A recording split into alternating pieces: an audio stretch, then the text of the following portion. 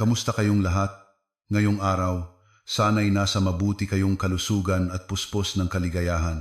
Gaya ng dati, sisisirin natin ang isang kuwentong puno ng pait na tiyak na aantig sa inyong damdamin, susubok sa inyong pasensya at marahil ay magpapainit ng inyong ulo. Ito ang kuwento ng isang asawa na sa kabila ng napakalaking sakripisyo, kataksilan ang isinukli sa kanya. Isipin ninyo, sa loob ng 5 mahahabang taon, walang humpay na nagtrabaho ang asawang ito para tustusan ang buong pag-aaral ng kanyang mister hanggang sa makapagtapos ito ng medisina. Ngunit, ano ang natanggap niya sa araw mismo ng graduation?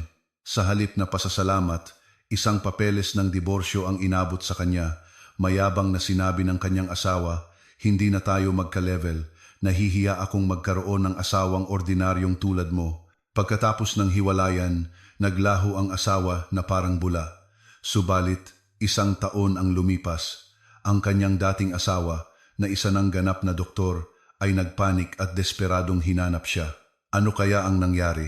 Bago natin palalimin ang kuwento, gaya ng dati, hinihiling ko ang inyong patuloy na suporta. Kung hindi pa, siguraduhing pindutin ang like button. At para hindi mahuli sa ating mga pinakabago at kapanapanabik na kuwento, mag-subscribe at i-activate ang notification bell. Habang naghihintay, gawin muna natin ang ating mabilis na attendance. Gusto ni Momo malaman kung saan kayo nanonood. Pakitype ang inyong pangalan, ang siyudad kung nasaan kayo, at ang salitang present sa comment section. Maraming salamat sa inyong lahat. Sige na, walang nang patumpik-tumpik pa. Simulan na natin ang kwento. Noong umagang iyon, umalingaw-ngaw ang malakas na palakpakan sa loob ng malaking auditorium ng unibersidad. Sa gitna ng mga maligayang pamilya, nakaupo si Carmela na may nag-uumapaw na emosyon. Pasimple niyang pinunasan ang sulok ng kanyang mga mata na namasa para pigilan ang pagpatak ng luha. Tumingin siya sa entablado. Naroon ang kanyang asawang si Javier. Matikas na nakatayo, suot ang toga at graduation cap, hawak ang diploma sa medisina na katatanggap lang mula sa dekano. 5 taon. 5 taon ng paghihintay, sakripisyo, at hindi masukat na hirap ay sa wakas nagbunga na. Ngumiti si Carmela. Isang tapat na ngiti na medyo naninigas na dahil sa mga tao ng pagod. Tiningnan niya ang sarili niyang medyo magaspang na mga kamay na hindi nakatikim ng luho ng manicure sa nakalipas na 5 taon. Ang mga kamay na ito ang abala sa pagmamasa ng mga kakanin para sa mga coffee shop sa madaling araw at pagtatype ng mga report hanggang gabi sa opisina. Ito rin ang mga kamay na nagmamasahe sa likod ni Javier kapag nagrereklamo ito ng pagod pagkatapos ng mahabang gabi ng pag-aaral. 2 trabaho ang pinasok ni Carmela. Ibinenta niya ang mga alahas na pamana ng kanyang ina at sinupil ang lahat ng sariling kagustuhan. Lahat para sa iisang pangarap, makita si Javier na suot ang puting uniforme ng doktor. Sa kanyang tabi, ang ina ni Javier at biyenan niyang si Aling Pilar ay may pinaka-proud na ekspresyon. Ang aking Javier, sa wakas, isa ng dakilang doktor. Bulalas ni Aling Pilar sa isang bisitang katabi habang tumatanggap ng mga pagbati. Napaka-elegante ni Aling Pilar sa kanyang suot na designer Filipiniana at perpektong ayos ng buhok. Pasulyap-sulyap siya kay Carmela na nakasuot lamang ng simpleng bestida. Matagal nang hindi itinatago ni Aling Pilar ang kanyang hindi pagkagusto kay Carmela dahil galing ito sa isang hamak na pamilya at sa kanyang tingin ay hindi karapat-dapat sa kanyang matalinong si Javier. Ngunit hindi ito ininda ni Carmela. Sapat na sa kanya ang pagmamahal ni Javier. Natapos ang seremonya ng pagtatapos. Lumapit si Javier sa kanila na may malawak na ngiti. Ngunit ang ngiting iyon ay pangunahing para kay Aling Pilar. Mahigpit niyang niyakap ang ina. "Nagawa ko, ma," sabi niya. "Siyempre, anak. Alam ni mama na magaling ka talaga," sagot ni Aling Pilar. Tinatapik ang likod nito. Lumapit si Carmela para yakapin ang asawa. "Congrats, mahal." Medyo matigas na tinanggap ni Javier ang yakap ni Carmela. Mabilis niya itong binitawan. "Oo, salamat. Mamayang gabi, magdi-dinner tayo sa bagong bukas na fine dining restaurant. Nagpa-reserve na ako. Mag-celebrate tayo," sabi ni Javier. Ngunit hindi nagtama ang kanilang mga mata. Medyo nasaktan ang puso ni Carmela sa lamig na iyon, ngunit sinubukan niyang unawain. Siguro pagod lang si Javier o nabigla sa emosyon. Sige, mahal, kahit ano para sa'yo, malambing na sagot ni Carmela. Pagsapit ng gabi, nakaupo silang tatlo sa isang marangyang restaurant na tanaw ang kumikinang na skyline ng Bonifacio Global City. Medyo hindi komportable si Carmela. Ito ang pinakamahal na lugar na napuntahan niya. Nakita niya si Javier na nagpalit ng mamahaling branded na polo shirt na nakaupo ng may kumpiyansa. Si Aling Pilar naman ay walang tigil sa pagkuha ng litrato ni Javier para i-post sa kanyang social media. Mahal, tapos na rin sa wakas ang lahat ng pagod natin. Pwede na tayong magsimula ng bagong buhay, sabi ni Carmela. Sinusubukang magsimula ng mainit na usapan. Nang marinig iyon, humagigik si Aling Pilar. Pagod ni Javier ang ibig mong sabihin. Carmela, masipag ang anak ko. Doktor na siya ngayon. Siyempre bago na ang buhay niya. Deserve niya ang pinakamagaling. Natahimik si Carmela sa sarkastikong komento. Hinintay niyang ipagtanggol siya ng asawa na sabihing iyon ay pagod nilang dalawa. Ngunit walang sinabi si Javier, abala sa pagtingin sa menu. Matapos umorder ng pagkain, sandaling katahimikan ang namayani. Tumikhim si Javier, tumingin kay Carmela. Sa pagkakataong ito, mahirap basahin ang kanyang tingin, malamig, walang ekspresyon, may kakaiba. Carmela, may sasabihin ako sa iyo, sabi ni Javier. Oo mahal, sagot ni Carmela, puno ng pag-asa ang tingin. May dinukot si Javier sa kanyang bagong briefcase at inilabas ang isang makapal na brown envelope. Inilapag ito sa mesa sa harap mismo ni Carmela. Kumunot ang noo ni Carmela. Ano to, mahal? Job offer mula sa ospital? Si Aling Pilar, na katabi ni Javier, ay ngumisi. Ang ngising iyon ay nagbigay kay Carmela ng biglaang masamang kutob. Umiling ng bahagya si Javier. Hindi. Buksan mo. Medyo nanginginig ang mga kamay ni Carmela habang kinukuha ang sobre. Dahan-dahan niya itong binuksan. Binasa ng kanyang mga mata ang unang linya ng isang opisyal na dokumento. Tila tumigil ang kanyang puso. Ang marangyang restaurant ay parang huminto sa pag-ikot. Ang kalansing ng mga kubyertos mula sa ibang mesa ay parang naglaho. Doon, malinaw na nakasulat, Petition for Annulment. Tumingala si Carmela, nakatingin kay Javier nang hindi makapaniwala, nanginginig ang kanyang mga labi. Javier, biro lang to, di ba? Anong klaseng biro to? Graduation mo ngayon. Huminga ng malalim si Javier.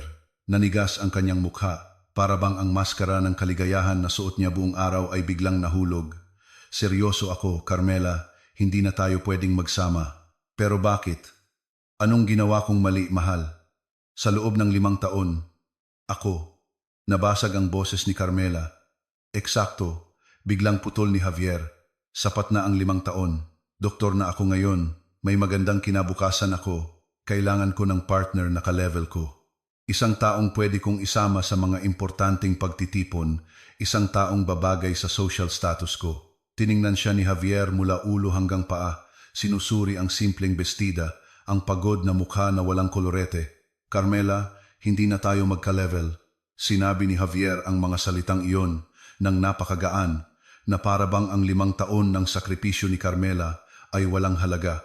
Nahihiya akong magkaroon ng asawang ordinaryong tulad mo. Para itong kidlat sa isang maaliwalas na araw. Nahilo si Carmela.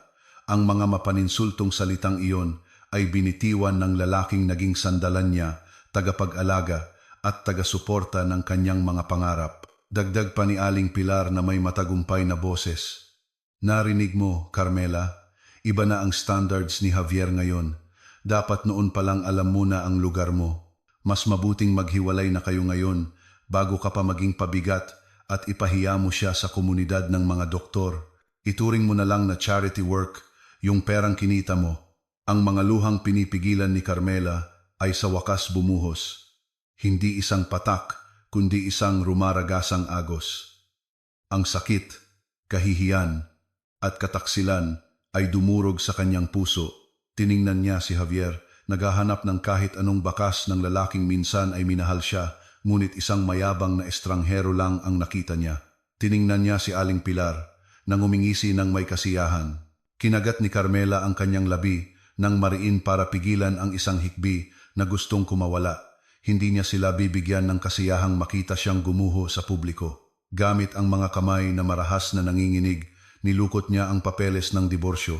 Ang salitang charity na iniluwa ni Aling Pilar ay parang pagbuhos ng gasolina sa nagbabagang puso ni Carmela. May napapeles ng diborsyo. Ang salitang charity na iniluwa ni Aling Pilar ay parang pagbuhos ng gasolina sa nagbabagang puso ni Carmela. May nabasag sa loob niya, ngunit hindi ito nadurog. Sa sandaling ito'y nabasag, naging isa itong matalim at malamig na bakal. Agad na tumigil ang kanyang mga luha. Dahan-dahan niyang itinaas ang kanyang ulo, tiningnan ang dalawang tao sa kanyang harapan. Ang kanyang tingin, na dati ituliro at puno ng sakit, ay ngayoy malamig, blanko at hindi mabasa. Marahas niyang pinunasan ang natitirang luha sa kanyang pisngi. Hindi na ito ang malambot na kilos ng isang desperadong tao, kundi ang matatag na galaw ng isang taong nakapagdesisyon na. Medyo nagulat si Javier at Aling Pilar sa biglaang pagbabago. Inaasahan nilang iiyak si Carmela, magmamakaawa o hihimatayin. Ngunit sa halip, isang nakakatakot na katahimikan ang bumalot kay Carmela. Tama na. Ang isang salitang iyon ay lumabas sa mga labi ni Carmela. Paos ang kanyang boses dahil sa pagpigil sa iyak, ngunit napakalakas at may diin.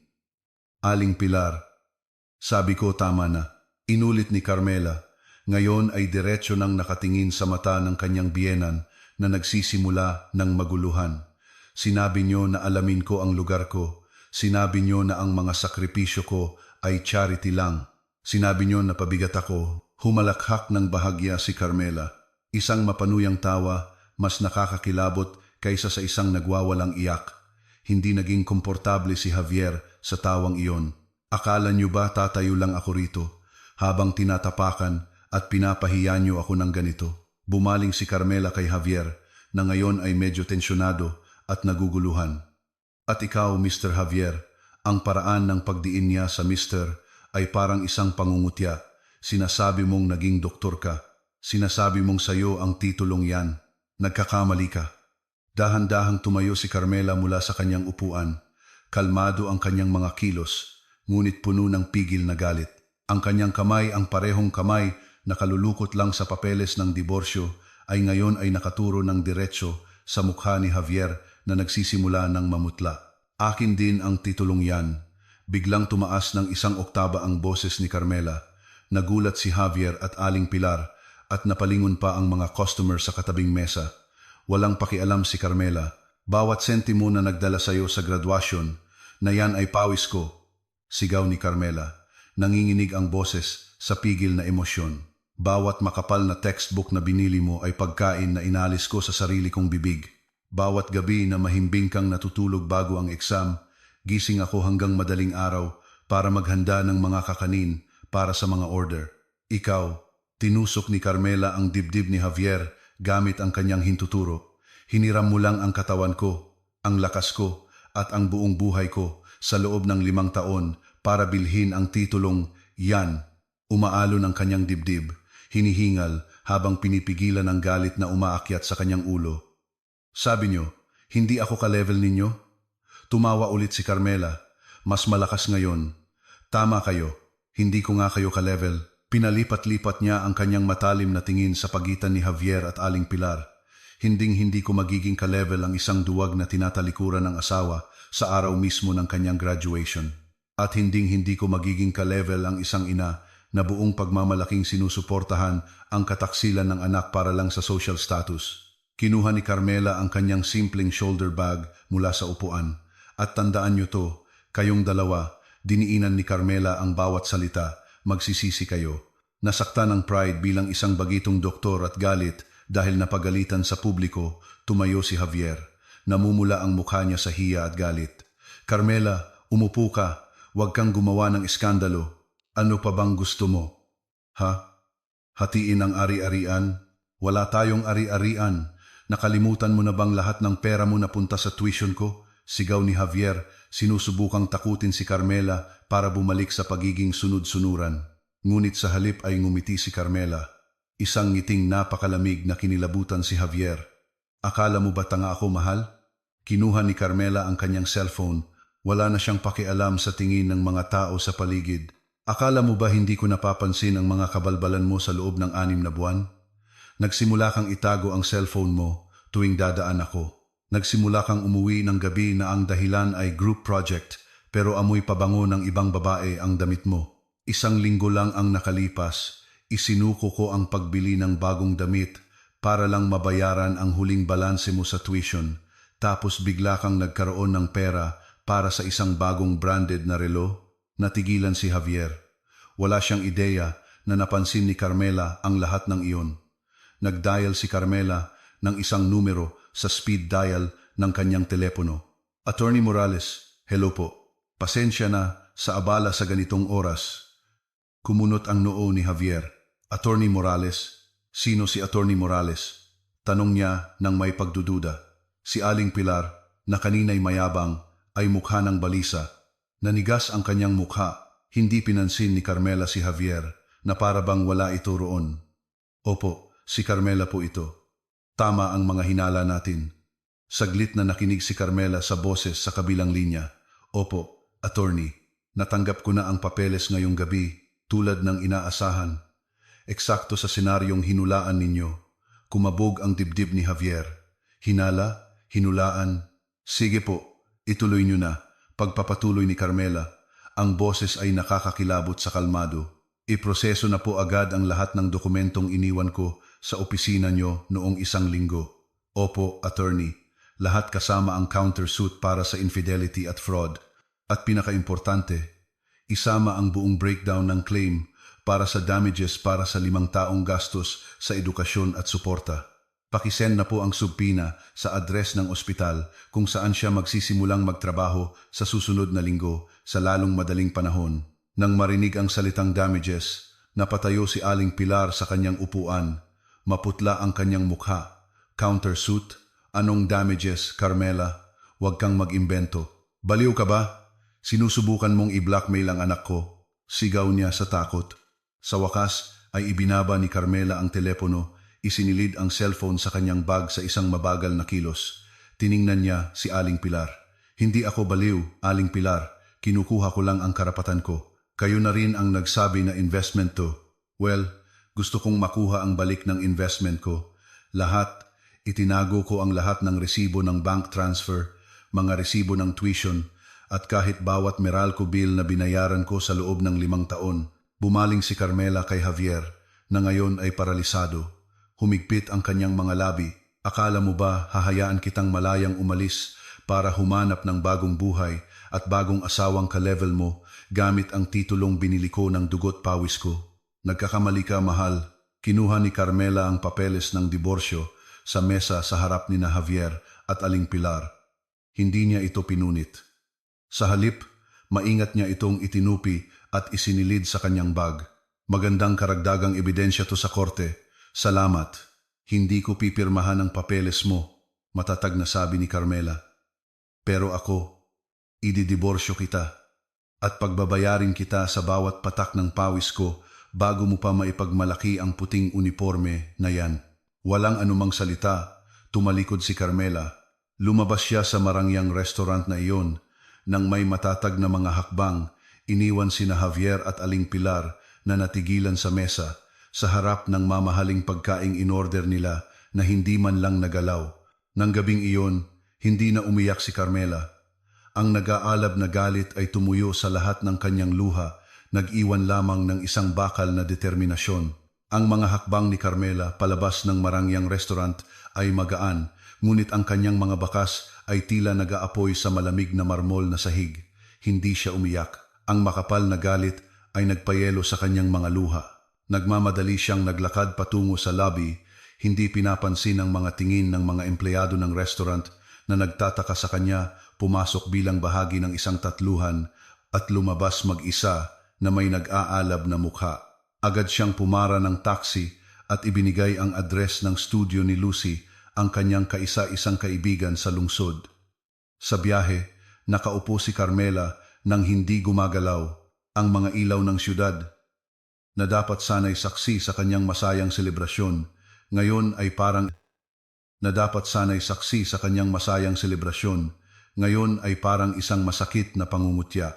Ang mayabang na mukha ni Javier at ang tusong ngiti ni Aling Pilar ay patuloy na lumilitaw sa kanyang mga mata. Hindi na tayo magka-level. Ang linyang iyon ay patuloy na umalingaw-ngaw sa kanyang tainga na parang kalawang napako. Hinigpitan niya ang hawak sa kanyang cellphone.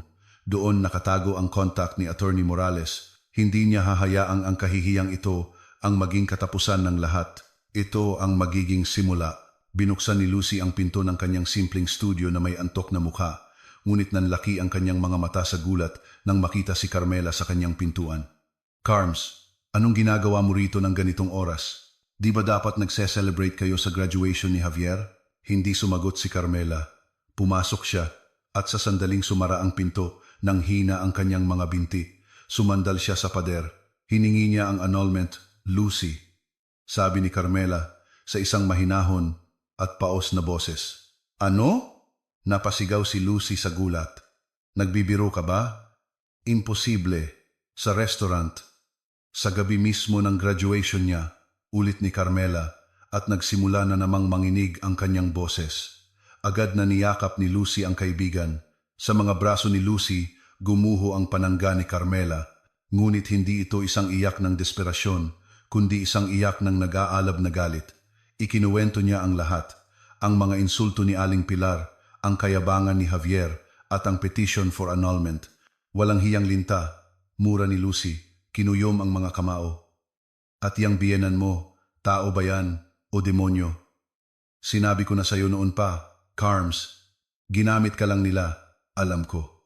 Kumawala si Carmela sa yakap, pinunasan ang luha. Tumawag na ako ng abogado, si Attorney Morales. Natigilan si Lucy. Abogado? Kailan pa? 6 na buwan na ang nakalipas, sabi ni Carmela. Simula nang mapansin kong nagbabago na si Javier. Simula nang makahanap ako ng ebidensya na naglilipat siya ng pera sa ibang account nang hindi ko alam. Kailangan ko lang ng huling pruweba at ibinigay niya sa akin ngayong gabi. Ilang linggo ang lumipas, ang atmosfera sa mediation room ng family court ay napakalamig at tensyonado. Si Carmela, na nakasuot ng simple ngunit malinis na bestida, ay nakaupo ng tuwid, kalmado at walang ekspresyon ang kanyang mukha. Sa kanyang tabi, si Attorney Morales, isang nasa katanghaliang gulang na lalaki na kalmado ngunit matalas tingnan, ay nag-aayos ng isang makapal na folder sa mesa. Sa kanilang harapan, ninenerbiyos na nakaupo sina Javier at Aling Pilar. Si Javier, na malapit nang magsimula ng kanyang residency sa isang prestihiyosong ospital, ay mukhang haggard. Si Aling Pilar naman ay walang tigil sa pagbulong sa kanyang tainga. Maputla ang mukha, ang subpina mula kay Attorney Morales na nagdedetalye ng countersuit at ang claim for damages na nagkakahalaga ng 129 million neon ay tuluyang sumira sa kanilang selebrasyon. Sinimulan ng mediator ang sesyon, ngunit bago pa makapagsalita si Javier o ang kanyang bagong kuha na abogado, diretsyong sumingit si Attorney Morales. Salamat sa inyong oras. Ang kliyente ko, si Mrs. Carmela Perez, ay narito ngayon para sagutin ang annulment petition ni Mr. Javier Perez. Gayunpaman, tinatanggihan namin ang petisyong iyon. Tumingala si Javier. Anong ibig mong sabihin na tinatanggihan niyo? Tinatanggihan namin. Matatag na putol ni Attorney Morales dahil ang kliyente ko ang magsasampa ng kaso ng annulment at nairehistro na namin ito. Inabot ni Attorney Morales ang isang salansan ng papeles sa mediator, isang petition for annulment sa grounds ng infidelity, material fraud at psychological abuse. Paninirang puri yan, pasigaw na sabi ni Aling Pilar. Huwag kang mag-imbento. Maraan Milasa. Hindi siya pinansin ni Attorney Morales at isinama rin namin ang isang claim for damages para sa lahat ng gastusin sa edukasyon at suporta na ibinigay ng kliyente ko sa loob ng 5 taon para pondohan ang pag-aaral ng medisina ni Mr. Perez. Binuksan ni Attorney Morales ang makapal na folder sa kanyang harapan.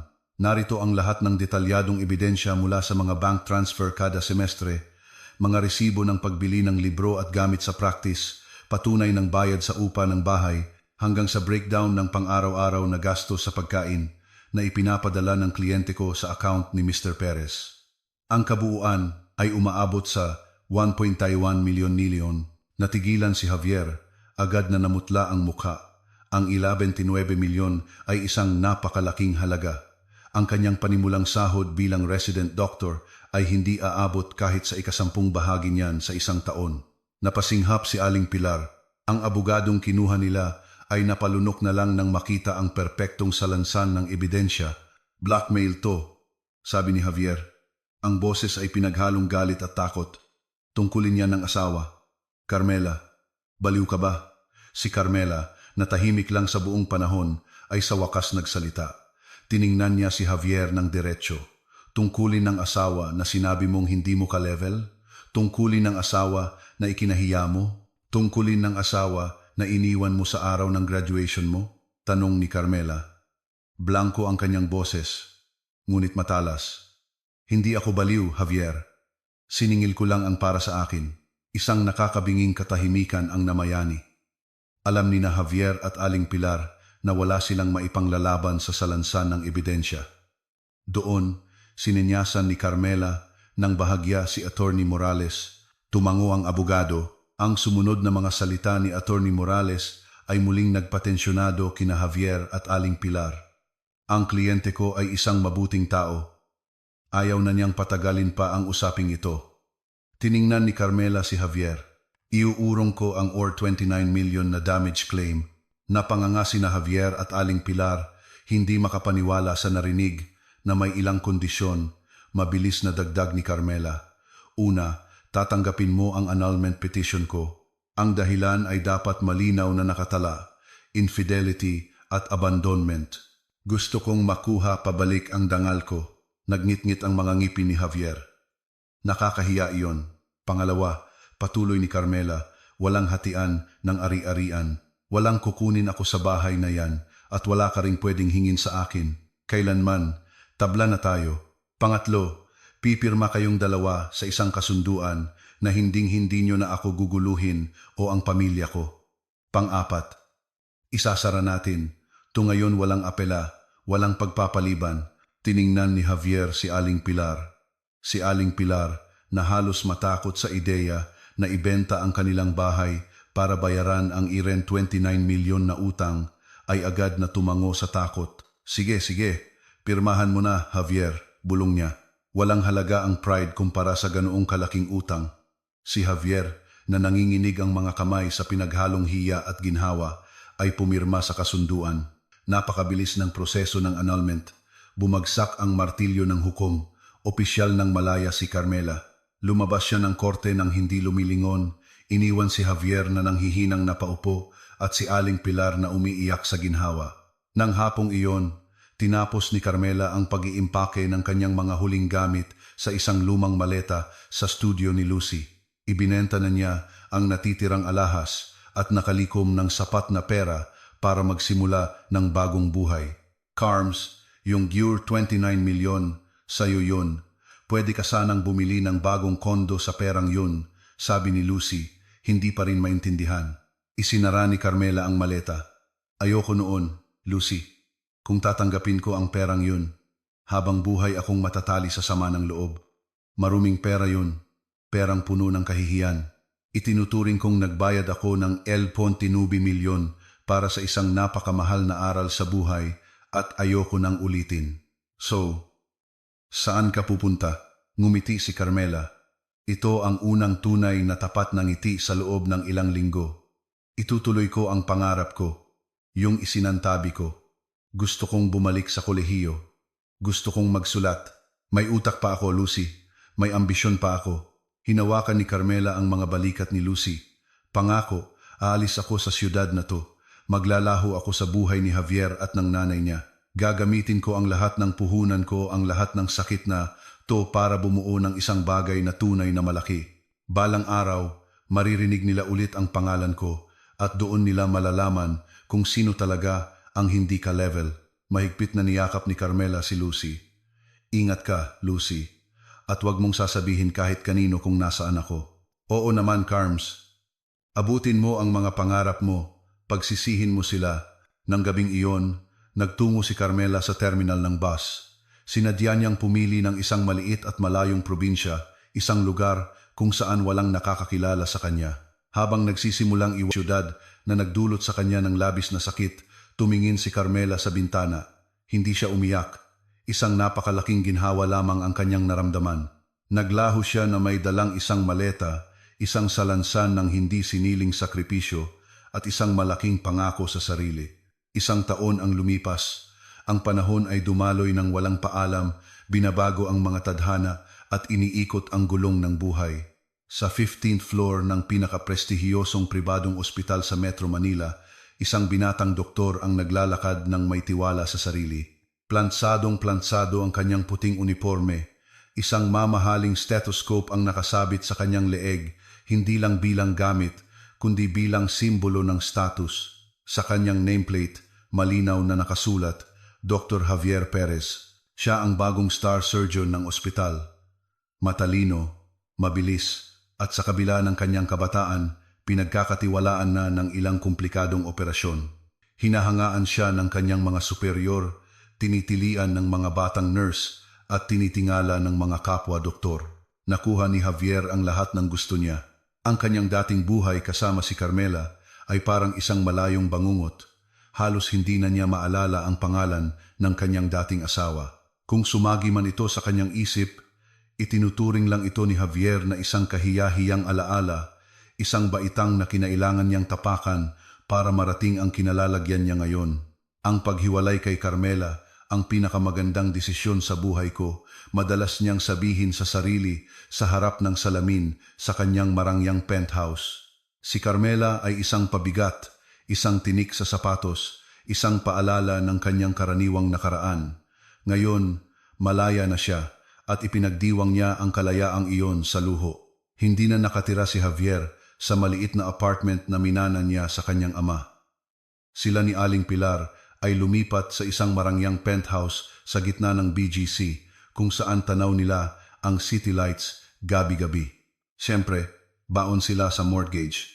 Ngunit walang pakialam si Javier. Ang status ang lahat. Ipinagpalit din niya ang kanyang lumang motorsiklo sa isang bagong-bagong itim na Mercedes-Benz. Kinuha niya ang kotse sa isang 7-year loan na may napakataas na interes. Mataas ang kanyang panimulang sahod sa pribadong ospital, ngunit hindi sapat para sa lifestyle na gusto niyang ipakita. Tuwing weekend, ginugugol ni Javier ang gabi sa mga high-end na restaurant ang klase ng lugar na ginamit niya para ipahiya si Carmela. Bumili siya ng mga branded na relo, designer na damit, at sumali sa isang eksklusibong golf club. Sa panlabas, si Dr. Javier Perez ang perpektong larawan ng tagumpay. Ngunit sa likod ng fasad na iyon, nagsisimula ng magpatong-patong ang mga bill ng credit card. Nabubuhay siya sa pagbabalanse ng 5 iba't ibang credit card at kumuha ng ilang personal loan sa bangko sa dahilan ng penthouse renovation. Ang kayabangan ni Javier ay perpektong nahawa kay Aling Pilar. Ang kanyang status bilang ina ng isang doktor ay nag-angat sa kanyang social standing sa antas na hindi niya inakala.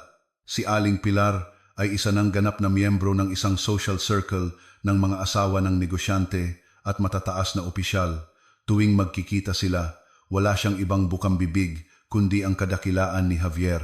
Hi, si Javier. Siyempre, amiga. Sunod-sunod ang major operations niya. Kagabi, 3:00 na ng madaling araw umuwi. Sabi niya isang hapon habang hinahalo ang mamahaling tsaa sa lobby ng isang luxury hotel. Sa totoo lang, alam niyang 3:00 umuwi si Javier hindi dahil sa operasyon, kundi dahil dumalo ito sa isang party sa isang eksklusibong club. Kawawa naman ako. Pero anong magagawa ko? Yan ang tawag ng marangal na propesyon. Napaka-dedicated ng batang yan. Ang bagong penthouse. Kamo, amiga. Patuloy ni Aling Pilar na parang sumasagot sa tanong. Simple lang.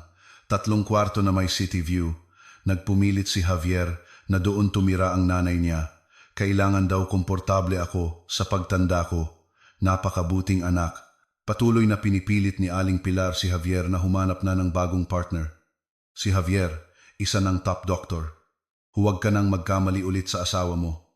Humanap ka ng ka-level mo. Yung anak ni Professor Santos, maganda at graduate sa Switzerland. O kaya si Sarah, anak ng direktor ng kabilang ospital. Tandaan mo, ang pag-aasawa ngayon ay isang social investment para sa karir mo. Sermon niya halos araw-araw. Tumango lang si Javier, ninanamnam ang kanyang bagong status bilang pinaka-eligible na bachelor. Lumipas ang mga araw sa isang siklo ng pagpapakitang tao at pagkakautang hanggang isang hapon habang si Javier ay nangunguna sa isang evaluation meeting kasama ang mga mas batang doktor, may nangyari. Nagsasalita siya ng may autoridad, tinuturo ang presentation screen nang bigla siyang makaramdam ng pagkahilo. Nanlabo ang kanyang paningin sa isang segundo at kinailangan niyang kumapit sa gilid ng mesa para hindi matumba. Dr. Perez, ayos lang po kayo? Tanong ng isang junior doctor nang makitang biglang namutla ang mukha ng kanilang superior.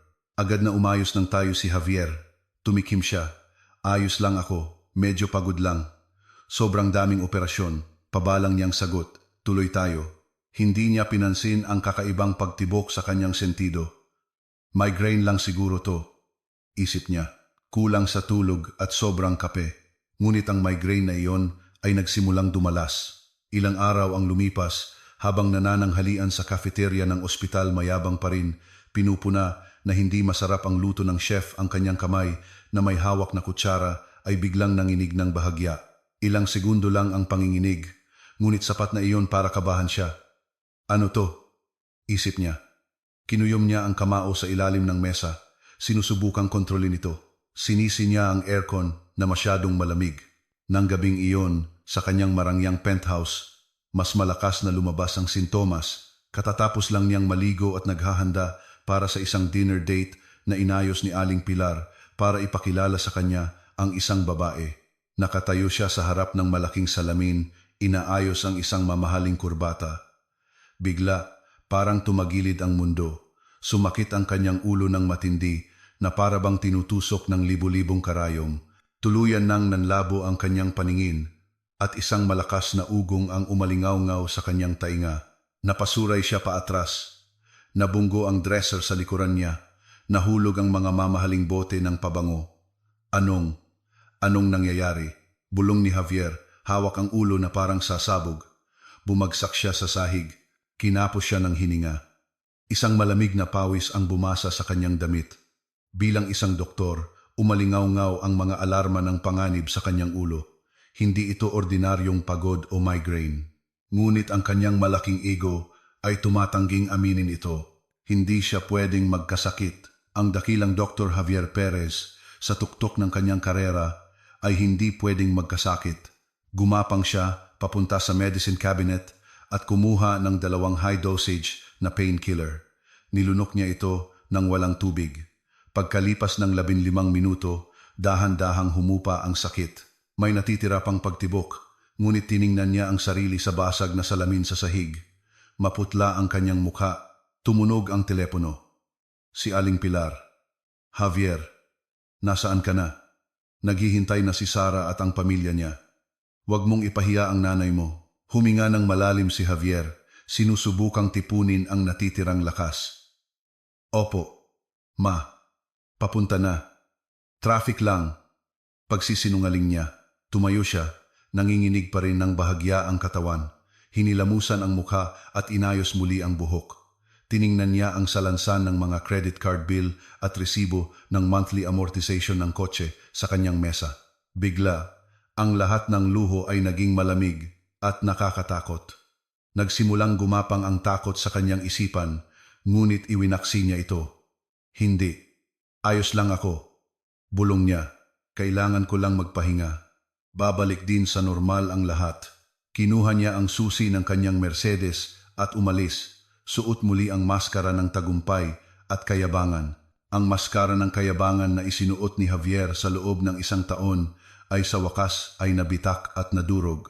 Ilang araw matapos maranasan ang matinding pagkahilo sa kanyang penthouse, muling lumitaw ang sintomas sa pinakamasamang lugar na maiisip, sa harap ng operating table.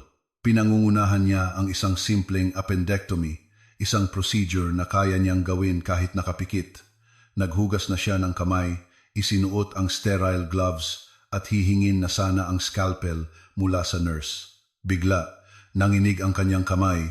Noong una, banayad lang na panginginig, ngunit sa loob ng ilang segundo, naging isang matinding tremor ito. Ang scalpel na katatanggap lang niya ay halos mabitawan niya. Doc, maingor ito. Ang scalpel na katatanggap lang niya ay halos mabitawan niya. Doc, maingat na sabi ng kanyang assistant sa likod ng maskara. Nagtataka ang mga mata nito. Tila huminto ang oras sa malamig na operating room na iyon. Tiningnan ni Javier ang sariling kamay. Hindi makapaniwala. Hindi niya ito mapigilan. Nagsimulang mamasa ang kanyang noo sa butil-butil na malamig na pawis. Sinubukan niyang humanap ng dahilan. Mali ang sukat ng gloves na to, palitan, bulong niya. Ngunit nang subukan niyang tanggalin ang gloves, lalong naging halata ang panginginig. Nagkatinginan ang assistant at ang mga nurse. Si Javier, ang star surgeon na kilala sa kanyang matatag na mga kamay, ay nanginginig ngayon na parang isang taong giniginaw. Dr. Perez, sigurado po kayong ayos lang kayo? Muling tanong ng assistant. May pag-aalala na sa boses nito. Sabi ko ayos lang ako, sigaw ni Javier. Ngunit alam niyang hindi niya kayang magpatuloy. Ikaw na ang tumapos. Utos niya sa kanyang assistant sa isang pigil na boses. Bigla akong sinikmura. Inihagis niya ang scalpel sa instrument tray at nagmamadaling lumabas ng operating room. Nag-iwan ng isang malaking tandang pananong sa buong team niya. Tinanggal niya ang kanyang maskara at surgical cap sa hallway at sumandal sa pader. Kinakapos siya ng hininga. Hindi na ito pagod, hindi na ito migraine. Ito ay isang bagay na sisira sa kanyang karera, kanyang pride, kanyang kinabukasan. Lahat ay nakasalalay sa katatagan ng kamay na iyon at ang kamay na iyon ay katataksil lang sa kanya. Ang mga tsismis ay kumalat nang mas mabilis pa sa impeksyon sa ospital. Nanginig si Dr. Perez habang nag-oopera. Halos mabitawan ang scalpel. Kinansela niya ang 3 major surgeries na naka-schedule. Nagkulong si Javier sa kanyang opisina. Tinatanggihan ang lahat ng tawag. Durog ang kanyang pride. Alam niyang hindi na niya ito pwedeng baliwalain. Kailangan niyang malaman kung ano ang nangyayari, ngunit nahihiya siyang magpasuri sa kanyang mga kasamahan. Gayunpaman, mas malaki ang takot na mawala ang lahat kaysa sa kanyang hiya. Kinalimutan niya ang lahat ng kanyang pride at nagtungo sa opisina ng pinuno ng neurology, si Dr. Baeza. Si Dr. Baeza ay isang veteranong doktor kalmado, matalino at napakadedikado. Ang tipo ng doktor na itinuturing ni Javier na makaluma at walang estilo, kabalintunaan. Ang kapalaran ni Javier ay nasa kamay na ngayon ni Dr. Baeza. Javier, anong problema? Tanong ni Dr. Baeza. Kalmadong tiningnan si Javier na pumasok sa kwarto na parang isang magnanakaw. Iniwan ni Dr. Javier ang kanyang uniforme sa kotse. Pumunta siya bilang isang ordinaryong pasyente. Nakakaranas ako ng mga kakaibang sintomas. Nanginginig ang mga kamay ko at madalas nanlalabo ang paningin ko. Makinig ng mabuti si Dr. Baeza. Ang kanyang mukha ay nanatiling kalmado. Ginamitan niya si Javier ng ilang basic neurological tests. Humiga ka dyan. Sundan mo ang ilaw na to. Ipikit mo ang mga mata mo. Relax. Bawat utos ay parang isang sampal kay Javier. Ang dakilang doktor ay isa na ngayong masunuring pasyente. Pagkatapos ng physical exam, seryosong tiningnan siya ni Dr. Baeza. Kailangan nating gawin ang isang MRI scan ng utak at spinal cord mo bukas ng umaga. Agad-agad. Kinabukasan, sumailalim si Javier sa serye ng mga pagsusuri na may halong takot at pagtanggi. Hinintay niya ang mga resulta sa kanyang opisina, pabalik-balik na parang isang leon sa hawla. Ilang beses siyang tinawagan ni Aling Pilar. Nagrereklamo kung bakit hindi siya dinala ni Javier para mag-dinner sa isang 5-star hotel. Di bali ng ganito ang buhay ni Mama, basta may successful na doktor akong anak. Busi ako, Ma! Sigaw ni Javier at ibinaba ang tawag.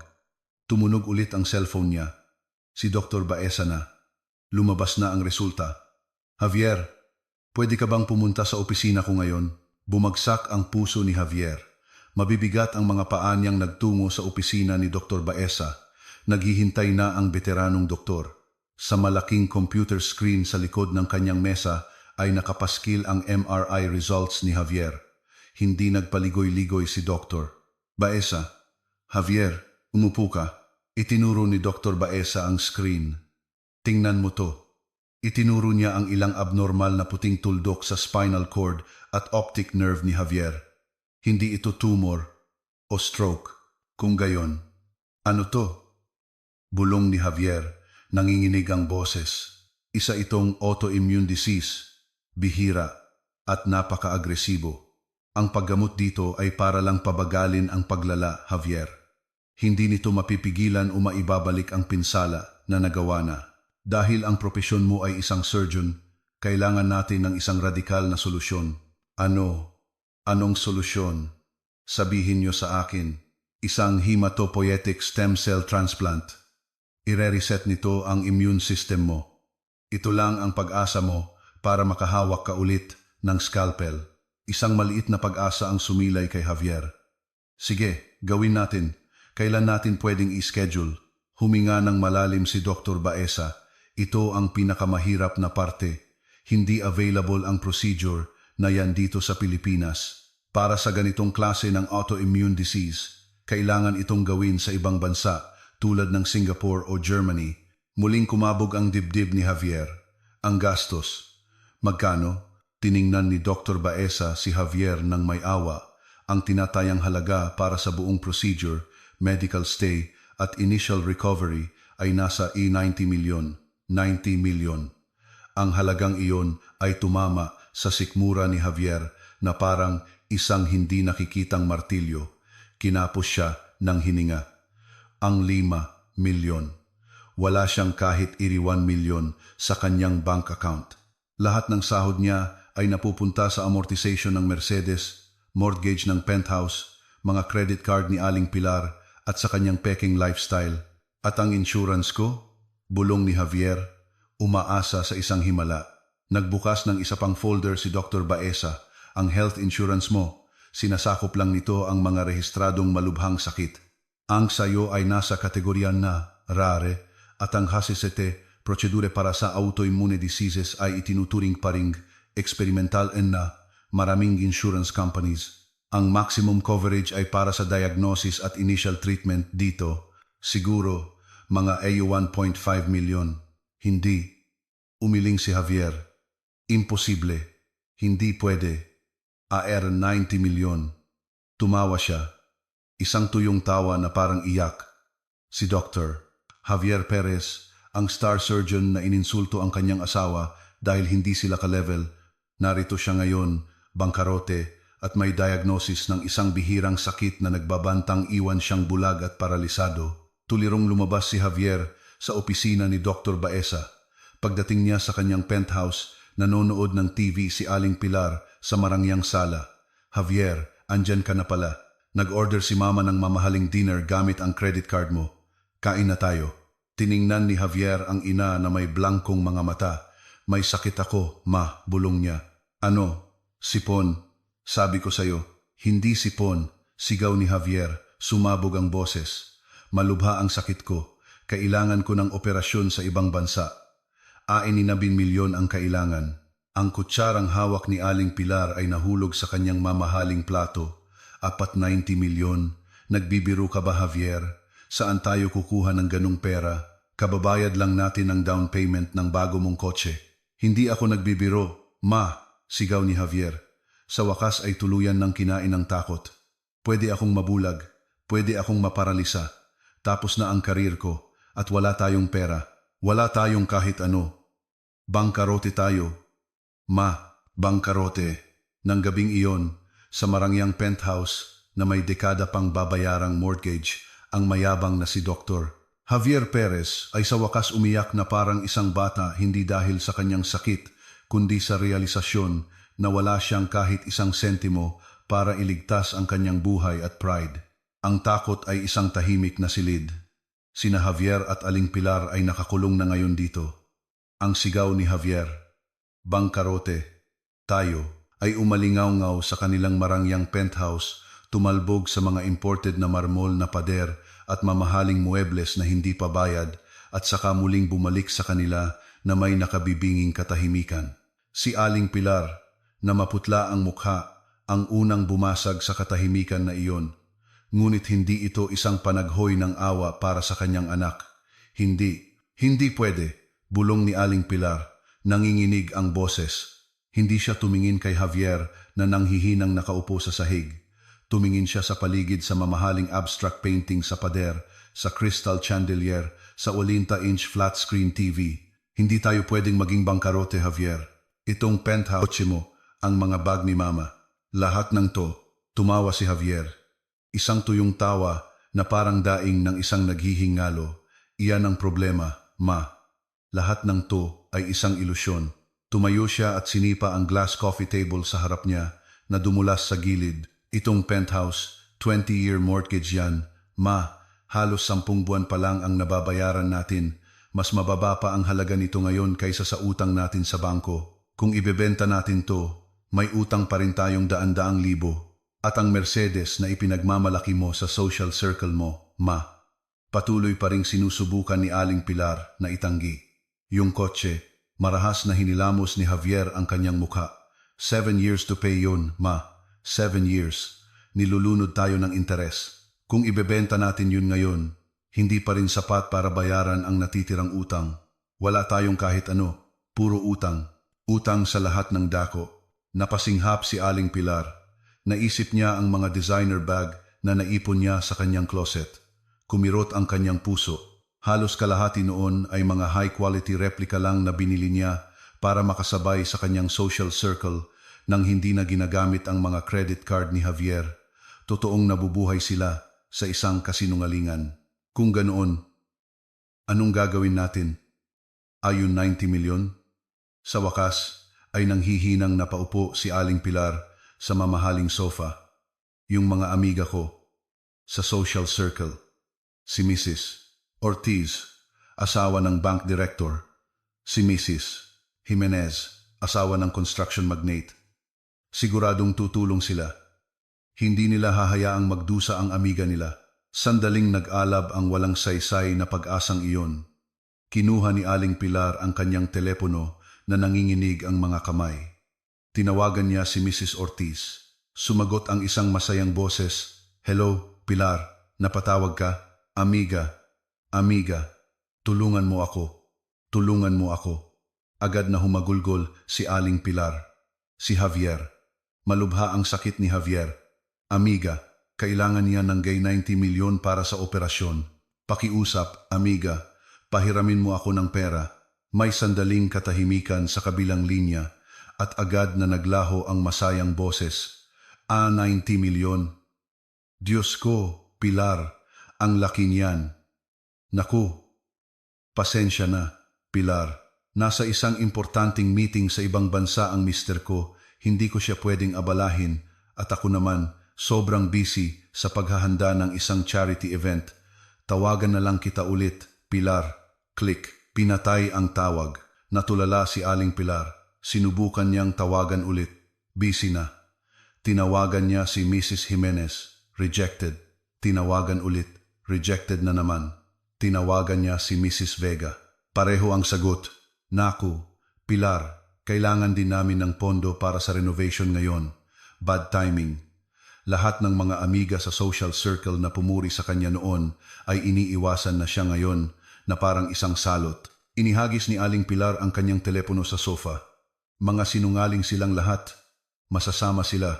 Tiningnan ni Javier ang ina ng may pandidiri. Ngayon mo lang nalaman?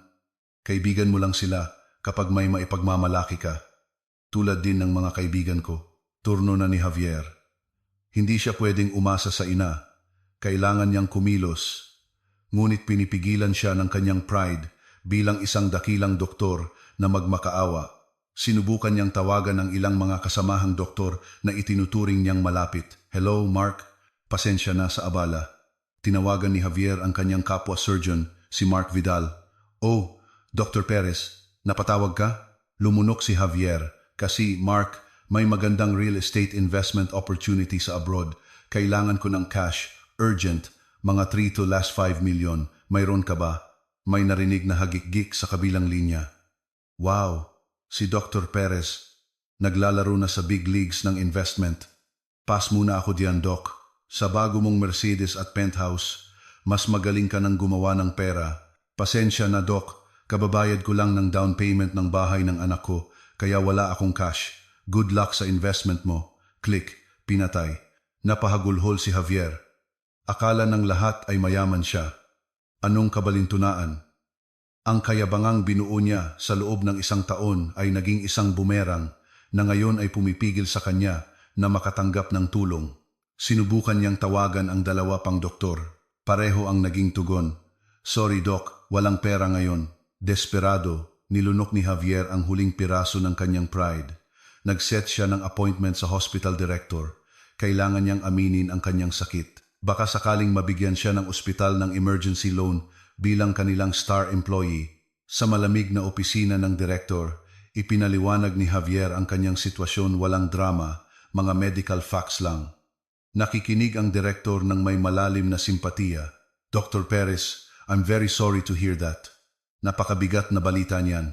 Siyempre, tutulungan ka naming makuha ang maximum mula sa iyong insurance. Pero, Director, A1.5 milyon lang ang sasagutin ng insurance. Kailangan ko ng A190 milyon.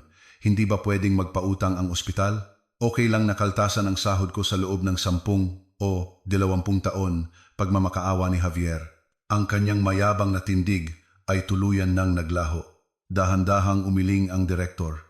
Dr. Perez, kami ay isang medical institution, hindi bangko. Hindi kami pwedeng maglaan ng ganyang kalaking halaga para sa personal loan ng isang empleyado kahit pa para sa iyo. Mahigpit ang aming regulasyon. Ang pinakamataas na magagawa namin ay suportahan ka sa AI 1.5 milyon mula sa insurance. Para sa natitira, iminumungkahi kong subukan mong gamitin ang iyong mga personal na ari-arian, ang iyong kotse, ang iyong penthouse. Ang dagok ay mas matindi pa kaysa sa diagnosis ni Dr. Baeza, ari-arian. Na naman, lumabas si Javier sa opisina ng direktor na nanginginig ang mga binti. Opisyal na siyang nasa isang dead end. Walang kaibigan, walang kasamahan, walang institusyon, walang ari-arian. Mag-isa siya. Ang sumunod na mga araw ay isang impyerno. Napilitan si Javier na mag-file ng medical leave. Mabilis itong inaprubahan ng management ng ospital, masyadong mabilis, na parabang natuwa silang mawala ang isang doktor na may problema sa kamay. Nagsimulang kumalat ang mga tsismis nang walang kontrol. Lumala ang mga sintomas ni Javier. Kinaumagahan, paggising niya, medyo malabo na ang gilid ng kanyang kaliwang paningin na parang may manipis na telang nakatakip dito. Hindi naghihintay ang sakit. Nakaupo siya sa sala ng kanyang madilim at marangyang penthouse. Nakasara ang mga mamahaling kurtina. Si Aling Pilar ay nakakulong sa kanyang kwarto, umiiyak o natutulog. Walang pakialam si Javier. Tiningnan niya ang telepono sa kanyang kamay. Punong-puno ang kanyang contact list. Ngunit napakawalang laman. Nagsimula siyang magbura ng mga pangalan. Mrs. Ortiz, Block, Mark Vidal, Sip-Sip, Sara, User. Nagbura siya ng 12 ng pangalan. Ang screen ng kanyang telepono ay naglalaman na lang ngayon ng mga mahahalagang pangalan, mga kamag-anak sa probinsya na walang pera, at pagkatapos huminto ang kanyang daliri sa L. Lucy. Nanatili doon ang pangalan. Si Lucy, ang kaibigan ni Carmela, ang kaisa-isang tao na posibleng nakakaalam kung nasaan si Carmela, ang kanyang ordinaryong dating asawa na iniwan niya dahil hindi sila ka-level. Isang matinding hiya ang sumunog sa mukha ni Javier. Ang pagkontak kay Lucy ang pinakadesperadong opsyon. Ito ang pinakakumpletong pag-amin ng pagkatalo. Ito ang patunay na bigo siya. Ngunit sa kabilang banda, si Carmela ang kaisa-isang tao sa mundo na nagbigay sa kanya ng lahat ng walang kondisyon. Naalala niya ang huling mga salita ni Carmela sa restaurant.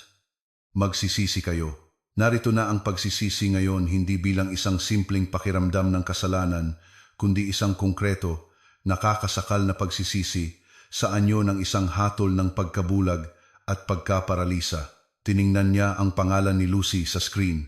Ang kanyang kamay ay marahas na nanginginig dahil sa sakit at desperasyon. Kailangan niyang gawin ito. Wala na siyang ibang pagpipilian. Ang tapang na ipinagmalaki ni Javier, ang tapang na ginamit niya para ipahiya si Carmela, at bilang panangga ng kayabangan sa ospital ay ngayon ay kasing liit na ng isang butil ng alikabok. Tinitigan niya ang pangalan ni Lucy sa screen ng kanyang cellphone sa loob ng halos isang oras. Ang kanyang kamay na ngayon ay may sa bawat pagtatangka niyang pindutin, parang naririnig niya muli ang mapanuyang tawa ni Aling Pilar at ang sarili niyang mayabang na boses. Hindi na tayo magka-level. Ang hiya ay sumusunog sa kanyang lalamunan na parang asido. Ang pagkontak kay Lucy ay pagtataas ng puting bandila. Ito ay pag-amin na si Carmela, ang ordinaryong babaeng iniwan niya, ang kanyang huling pag-asa. Habang nag-aalangan siya, muling kumirot ang kanyang kaliwang mata. Ang malabong anino sa gilid ay tila kumakapal. Ang takot sa pagkabulag ay mas matalas kaysa sa hiya. Huminga siya ng malalim, kinalimutan ng pride. Pinindot niya ang call button, isang ring, 2, 3. Akala ni Javier ay hindi sasagutin ni Lucy nang kumonekta ang tawag. Walang hello, isang malamig na katahimikan lamang. Hello? Sabi ni Javier. Paos ang boses. Hello? Lucy? May narinig na sarkastikong buntong hininga sa kabilang linya. Wow! Wow! Wow! Ang kagalang-galang na Dr. Javier Perez. Nakasave pa pala ang numero ko sa'yo. Ang boses ni Lucy ay napakatalas at puno ng galit na lalong nagpaliit sa natitirang tapang ni Javier. Lucy, pasensya na sa abala. Pasensya? Tumawa si Lucy. Isang hindi magandang tawa. Mahigit 1 taon na mula nang iwanan mo ang kaibigan ko na parang basura tapos tatawag ka ngayon para sabihing pasensya? Hindi ba medyo huli na? Hindi yun. Kinuskos ni Javier ang kanyang pinagpapawisang mukha. Gusto ko lang sanang itanong kung kamusta si Carmela. Agad na tumigil ang tawa ni Lucy. Pagkatapos ng sandaling katahimikan, isang napakapanganib na boses ang narinig. Nagtatanong ka tungkol kay Carmela? Pagkatapos ng 1 taon na wala kang pakialam kung buhay pa siya o patay, ngayon magtatanong ka, seryoso? Gumagana pa ba yung utak mong pangdoktor? Lucy, pakiusap. Pagmamakaawa ni Javier. Ang kanyang kayabangan ay tuluyan ng naglaho, napalitan ng isang halatang desperasyon. Kailangan ko talaga siyang makausap. Ito'y isang bagay na buhay at kamatayan. Buhay at kamatayan? Nangutya si Lucy. Bakit? Naubusan ka na ba ng pera? Gusto mo siyang hingan para tustusan ang isa mo pang specialization? O teka, alam ko na. May sakit ka. Binalikan ka ng karma, Javier. Ang tamang hula ni Lucy ay parang isang sampal. Natahimik si Javier, hindi makasagot. Alam ko na, sigaw ni Lucy, tumaas ang boses. May problema ka, no? Alam ko na. Kayong mag-ina, mga linta kayo. Akala nyo si Carmela ay isang ATM na pwede nyong lapitan tuwing kailangan nyo ng pera. Hindi ba? Lucy, pakiusap, pakinggan mo ako. Nagsimula ng magpanik si Javier. Ayokong makinig sa kahit ano. Putol ni Lucy. Makinig ka ng mabuti, Javier. Masaya si Carmela. Binuo niya ulit ang buhay niya mula sa mga durog na pirasong iniwan mo. Nakalimutan na niya ang mga linta na tulad ninyong mag-ina. Huwag mo na siyang guluhin ulit at huwag mo na rin akong kontakin. Click. Naputol ang tawag. Natulala si Javier habang tinitingnan ang screen ng kanyang cellphone. Lucy, teka, sinubukan niyang tawagan ulit. Agad na busy. Na-block na siya ni Lucy. Inihagis muli ni Javier ang kanyang telepono sa sofa. Naglakad siya pabalik-balik sa kanyang madilim na sala, desperado. Si Lucy ang kanyang tanging koneksyon, at ang koneksyong iyon ay kasasara lang. Lumabas si Aling Pilar sa kanyang kwarto, namamaga ang mukha. Anong nangyari, Javier? Nakakuha ka ba ng pautang? Manahimik ka, ma, sigaw ni Javier. Kasalanan mo rin to. Kung hindi mo ako pinilit, baka napatawad pa ako ni Carmela. Bakit kasalanan ko? Ikaw ang may gusto niyan. Ikaw ang nagsabing nahihiya ka, ganti ni Aling Pilar. Walang saysay ang kanilang pagtatalo. Binalikan ni Javier ang kanyang telepono. Hindi siya makatawag, pero pwede siyang mag-text. Gamit ang mga kamay na marahas na nanginginig dahil sa pinaghalong sakit at desperasyon, nag-type siya ng isang maikling mensahe. Lucy, alam kong galit ka sa akin. Deserve ko yan. Pero pakiusap, sabihin mo lang sa akin kung nasaan si Carmela. May sakit ako, malubha, pwede akong mabulag. Pakiusap, pinindot niya ang send. Nag-antay siya, walang reply. Ang kanyang pag-asa ay namatay. Talagang walang pakialam si Lucy. Siyempre, bakit nga ba siya magkakaroon ng pakialam? Inihagis muli ni Javier ang kanyang telepono, tapos na ang buhay niya. Ngunit isang oras ang lumipas, tumunog ang isang notification ng mensahe galing kay Lucy. Kumabog ang dibdib ni Javier. Dali-dali niya itong binuksan. Hindi ito isang address o numero ng telepono ni Carmela. Isa lang itong malamig na tugon. Akala mo ba si Carmela pa rin yung dati? Ang ordinaryong Carmela na pwede mong tapak-tapakan kahit kailan mo gusto. Akala mo ba maririnig niyang may sakit ka at iiyak siya sa awa? Nakakatawa. Bumagsak si Javier. Niloloko lang siya ni Lucy. Ngunit sa ilalim niyon ay may isa pang mensahe. Ang Carmela ngayon ay masyadong abala sa pagpapatakbo ng kanyang bagong foundation para alalahanin ang mga basura ng nakaraan. Kung talagang kailangan mo ng tulong, hanapin mo siya sa sarili mong paraan. Huwag kang duwag. Doon nagtapos ang mensahe. Ngunit natigilan si Javier sa isang salita. Foundation. Anong foundation? May foundation si Carmela? Ang ordinaryong Carmela na iyon? Ang mga salita ba ni Lucy ay isang patibong o isa lang pangungutya? Gamit ang nanginginig na mga kamay, dali-dali niyang kinuha ang laptop sa mesa dahil malabo ang kanyang kaliwang mata. Kinailangan niyang ilapit ang mukha sa screen. Binuksan niya ang isang search engine. Ano ang itatype niya? Carmela Garcia Foundation. Tinip niya ito. Ang unang resulta ay nagpatigil sa kanya. Hindi ito isang social media account o personal blog. Ito ay isang profesional na website. Carmela Garcia Foundation. Tila huminto ang puso ni Javier. Nag-click siya sa link. Isang napaka-elegante at profesional na homepage ang bumungad. Sa front page ay may larawan ng isang babae, si Carmela. Ngunit hindi ito ang Carmelang kilala niya.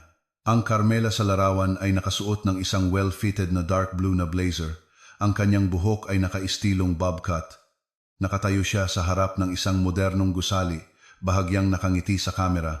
Ang kanyang ngiti ay hindi na ang malambot na ngiti ng isang sunod-sunurang asawa. Ito ay ang ngiti ng isang leader may dignidad, kumpiyansa at malamig. Sa pader ng lobby ng gusali sa likuran niya ay may isang malaking silver na plake na nagsasabing Carmela Garcia Foundation, Passing on the Good, Building the Future. Nag-scroll pababa si Javier na nanginginig ang mga kamay. Binasa niya ang About Us section. Itinatag ni Carmela Garcia ang may akda ng best-selling autobiographical na libro na muling pagsilang mula sa abo. Ang Carmela Garcia Foundation ay isang non-profit na organisasyon na nakatuon sa pagtulong sa mga nagsusumikap na umangat sa buhay. Best-selling author? Kailan pa nagsulat ng libro si Carmela? Nagpatuloy siya sa pagbabasa. Dumating siya sa section na Our Main Programs. Marami at napako ang kanyang mga mata sa pangunahing programa, sagwan ng Karunungan Scholarship, Full Scholarship at Emergency Surgery Funding para sa mga natatanging mag-aaral ng medisina mula sa mahihirap na pamilya. Halos mahulog ang laptop mula sa kanyang kandungan. Nabarahan ang lalamunan ni Javier. Ito, imposible, to, biro, to, isang bangungot. Ang kanyang dating asawang si Carmela na ininsulto niya dahil hindi sila ka-level ay ngayon ay tagapagtatag ng isang malaking foundation na partikular na nakatuon sa pagpopondo ng pag-aaral at emergency surgeries ng mga medical students. Ang kabalintunaan ay napakasakit, napakabrutal na nasuka si Javier. Dali-dali siyang naghanap ng mga balita tungkol kay Carmela. Nakahanap siya ng 12-dosenang artikulo, mga panayam sa mga business magazine, mga panayam sa mga morning TV shows. Ang mukha ni Carmela ay nasa lahat ng dako. Carmela Garcia. Ginagawang aksyon ang sakit. Gamit ang milyon-milyong piso. Mula sa royalty, handa na ang Carmela Garcia Foundation na lumikha ng daan-daang bagong doktor. Tiningnan ni Javier ang laptop screen at pagkatapos ay ang salansan ng mga collection letter sa kanyang mesa. Hinawakan niya ang kanyang kaliwang mata na nagsisimula ng sumakit. Tama si Lucy. Ang Carmela ngayon ay hindi na ang Carmela noon. Siya ay isang taong hindi niya maabot.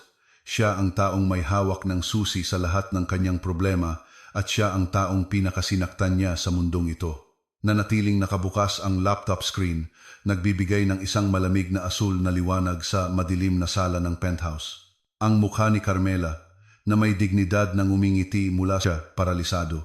Sa isang kamay, hawak niya ang MRI results. Ang isa naman ay hindi mapigilang manginig. Ang kanyang kaliwang mata ay sobrang hindi komportable na ngayon. Kumikitid ang kanyang paningin. Hindi siya binibigyan ng sakit ng panahon para mag-isip. Ang kabalintunaan ng sitwasyon ay masyadong brutal, masyadong perpekto. Ang babaeng iniwan niya dahil hindi sila ka-level ay ngayon ang kaisa-isang tao sa mundo na partikular na nakatuon sa pagtulong sa mga kasong tulad niya. Sa kanyang kwarto, hindi na umiiyak si Aling Pilar. Tahimik na lang siya. Ang pagkabigla na kanyang naranasan ay napakalaki na hindi na niya kayang iproseso ang katotohanan. Ang kanyang social circle ay tumigil na sa pag-imbita sa kanya. Ang kanyang mga supplementary credit card ay nablock na ng bangko. Nakulong na siya, tulad ni Javier. Alam ni Javier na wala na siyang ibang pagpipilian. Ang hiya, ang pride, ang kayabangan, lahat ng iyon ay walang halaga kung siya ay magiging bulag at paralisado. Kailangan niyang puntahan si Carmela. Kailangan niyang tanggalin ang huling piraso ng kanyang pride. Lumitaw ang unang problema, cash. Wala siyang kahit isang piso. Lahat ng kanyang credit card ay maxed out. Tiningnan niya ang susi ng kanyang Mercedes sa mesa. Walang silbi. Nasa financing company ang papeles. Tiningnan niya ang mamahaling relo sa kanyang pulso. Ito ang tanging asset na pag-aari niya at binili rin niya ito ng installment sa credit card. Tinanggal niya ito. Buwisit. Bulong niya.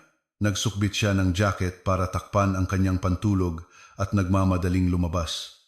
Nagtungo siya sa isang sanglaan malapit sa palengke, isang lugar na dati ay titingnan niya ng may pandidiri.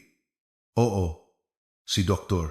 Javier Perez ay kailangang pumila kasama ng mga nanay na nagsasangla ng peking gintong alahas. Ang mamahaling relo ay tinawaran sa napakababang halaga. Sapat lang para sa pamasahe sa taxi papunta't pabalik sa address ng foundation at isang pagkain. Ang biyahe papunta sa business district kung saan matatagpuan ang address ng Carmela Garcia Foundation ay parang isang paglalakbay patungo sa bitayan.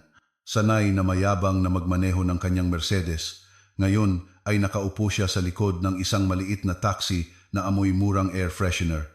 Tiningnan niya sa bintana ang mga skyscraper na dati niyang itinuturing na palaruan. Huminto ang taxi sa harap ng isang moderno at matayog na office building.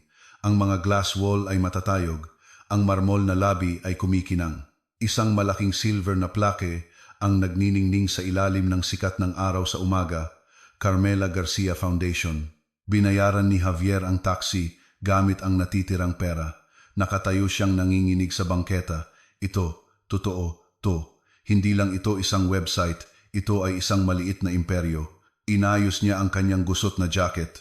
Pakiramdam niya ay isa siyang pulubi. Mabibigat ang mga paang itinulak niya ang mga glass door.